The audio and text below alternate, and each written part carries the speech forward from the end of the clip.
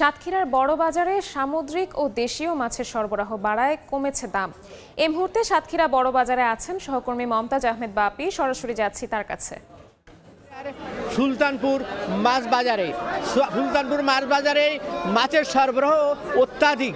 এখন এই শেষ মৌসুমে প্রতিটি খামার, নদী থেকে, পুকুর থেকে মাছ আসছে মাছ বাজারে এবং এই মাছের সরবরাহ বেশি থাকায় মাছের দামটা কিছুটা কম বলে দাবি বিক্রেতাদের। তবে ক্রেতা সাধারণ বলছে যে এখনও যে দাম রয়েছে সে দাম মানুষের ক্রয় ক্ষমতার বাইরে। তারা আগে যে মাছ কিনেছে 300 টাকা, এখন তাদের এক সপ্তাহের ব্যবধানে সেই মাছ আরও বেশি দামেই কিনতে হচ্ছে।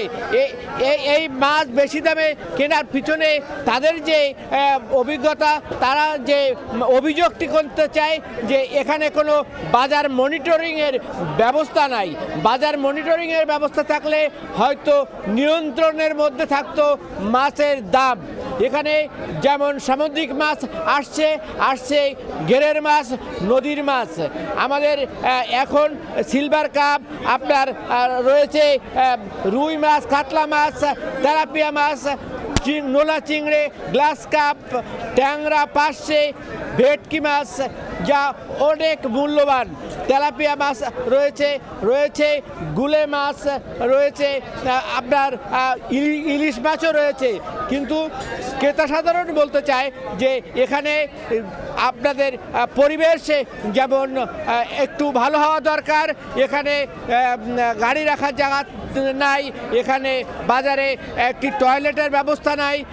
এই টয়লেটের ব্যবস্থাটি তারা দাবি করেছে সাধারণ ক্রেতা এবং বিক্রেতারাও আমাদেরকে জানিয়েছে যে এখানে একটি টয়লেট এবং পরিষ্কার পরিচ্ছন্নতা দরকার আরও বেশি, তাহলে সাধারণ মানুষ আসতে পারে।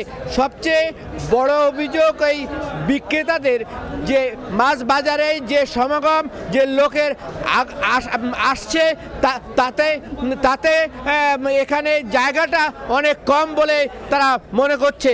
এই জায়গাটা আরও একটু প্রশস্ত হলে মাছের বাজারে তারা আরও সুন্দরভাবে কেনাকাটা করতে পারেন বলে আমাদেরকে জানিয়েছেন। ক্রেতা সাধারণের দাবি যে বাজার মনিটরিং হলে মাছের দাম নিয়ন্ত্রণে থাকতো।